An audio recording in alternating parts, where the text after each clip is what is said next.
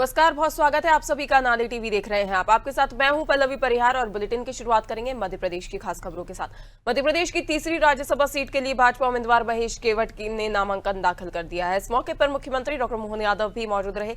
मुख्यमंत्री ने भरोसा जताया कि भाजपा अपने तीसरे प्रत्याशी को भी जीत दिलाएगी। वहीं सीएम ने धार जिले के पीथमपुर में लेयन ग्रुप की नई मैन्युफैक्चरिंग यूनिट का वर्चुअली भूमि पूजन किया। मुख्यमंत्री डॉक्टर मोहन यादव ने भोपाल स्थित निवास से कार्यक्रम में हिस्सा लिया। करीब 2000 करोड़ रुपए के निवेश से स्थापित होने वाली यह देश में हेलियन की पहली मैन्युफैक्चरिंग यूनिट होगी।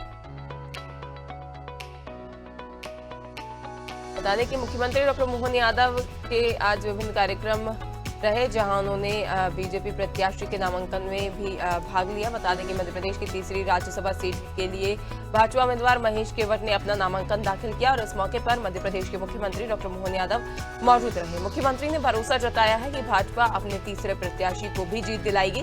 वहीं सीएम ने धार जिले के पीथमपुर में हेलियन ग्रुप की नई मैन्युफैक्चरिंग यूनिट का वर्चुअल भूमि पूजन किया। मुख्यमंत्री डॉक्टर मोहन यादव ने भोपाल स्थित निवास से कार्यक्रम में हिस्सा लिया। करीब 2000 करोड़ रुपए के निवेश से स्थापित होने वाली यह देश में हेलियन की पहली मैन्युफैक्चरिंग यूनिट होगी।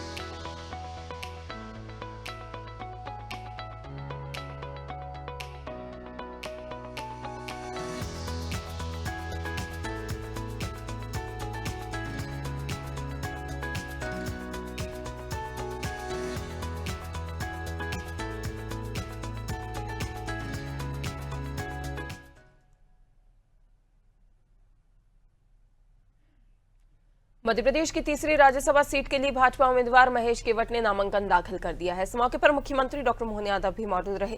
मुख्यमंत्री ने भरोसा जताया कि भाजपा अपने तीसरे प्रत्याशी को भी जीत दिलाएगी। उन्होंने कहा कि महेश केवट संघ के स्वयंसेवक और पार्टी के वरिष्ठ कार्यकर्ता हैं। भाजपा पूरी ताकत के साथ उनके समर्थन में मैदान में उतरी है। सीएम ने कहा कि पार्टी महेश केवट को विजयी बनाने के लिए संकल्पित है और जीत तक चैन से नहीं बैठेगी।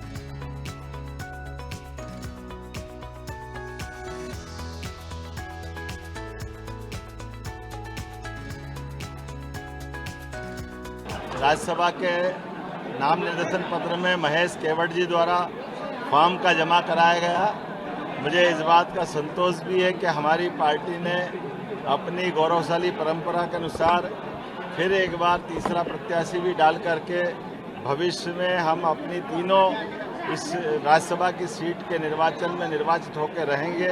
इस संकल्प के साथ आज के इस खासकर मतदान 18 तारीख को है, लेकिन नाम निर्देशन पत्र की आज आखिरी तारीख है। समय सीमा में हमारे योग्य प्रत्याशी और खास करके हमारा एक ऐसा कार्यकर्ता जो बाल्यकाल से स्वयंसेवक, विद्यार्थी परिषद, युवा मोर्चा, संघ, ऐसे कई कामों को करते करते अपने राम राजा की नगरी में आज भगवान राम का आशीर्वाद फिर एक बार निषाद राज की परंपरा को कायम करते हुए महेश केवट जी को मिल रहा है।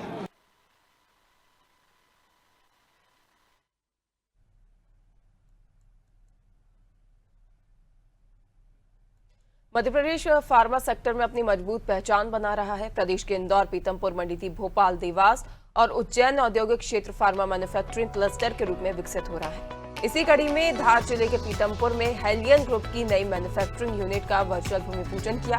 मुख्यमंत्री डॉक्टर मोहन यादव ने भोपाल स्थित निवास से कार्यक्रम में हिस्सा लिया। करीब 2000 करोड़ रुपए के निवेश से स्थापित होने वाली यह देश में हेलियन की पहली मैन्युफैक्चरिंग यूनिट होगी। इस परियोजना से लगभग 1000 लोगों को प्रत्यक्ष और अप्रत्यक्ष रोजगार मिलने की संभावना है। साथ ही कंपनी ने 30% तक महिलाओं को रोजगार देने का भी लक्ष्य तय किया है।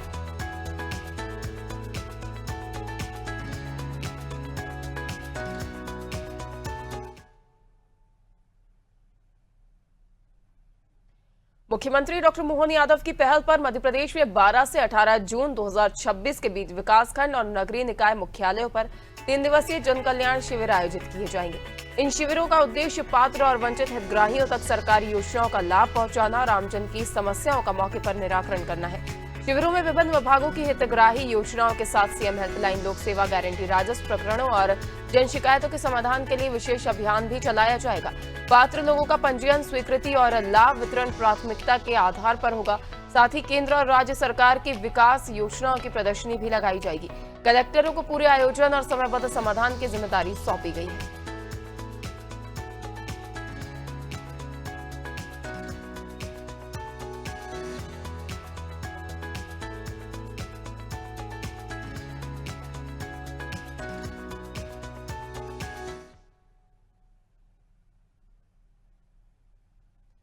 भोपाल में आयोजित सदानीर समागम में मध्य प्रदेश के जल संरक्षण और जल आत्मनिर्भरता मॉडल को अंतर्राष्ट्रीय स्तर पर बड़ी सराहना मिली है। मुख्यमंत्री डॉक्टर मोहन यादव ने कहा कि प्रदेश का जल गंगा संवर्धन अभियान जन भागीदारी पर आधारित एक सशक्त जन आंदोलन बन चुका है, जिसने जल संरक्षण के क्षेत्र में नया इतिहास रच दिया है। उन्होंने बताया कि प्रदेश सरकार जल संरक्षण और जल आत्मनिर्भरता की दिशा में लगातार प्रभावी कार्य कर रही है। सीएम के अनुसार मध्य प्रदेश में अब तक 2,12,000 से अधिक जल संरचनाओं का निर्माण और पुनर्जीवन कार्य पूरा किया जा चुका है, जबकि सरकार का लक्ष्य से बढ़ाकर 3,66,000 तक पहुंचाने का है। तो वहीं उन्होंने कहा कि यह प्रयास नदियों, तालाबों और पारंपरिक जल स्रोतों के पुनर्जीवन की दिशा में एक बड़ी उपलब्धि है। इस अंतर्राष्ट्रीय समागम में साइप्रस, फिजी, मैक्सिको, नेपाल और इक्वाडोर सहित कई देशों के राजनयिकों ने भी भाग लिया।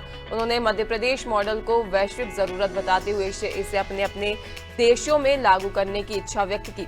साइप्रस के उच्चायुक्त ने 2026 में भोपाल में सांस्कृतिक प्रस्तुति की घोषणा की, जबकि इक्वाडोर के प्रतिनिधि ने अपने देश में भी सदानीर संगम आयोजित करने की बात कही। मुख्यमंत्री ने कहा कि यह मॉडल अब सीमाओं से परे जाकर पूरी दुनिया के लिए प्रेरणा बन रहा है और मध्य प्रदेश जल संरक्षण के क्षेत्र में वैश्विक नेतृत्व की ओर बढ़ रहा है।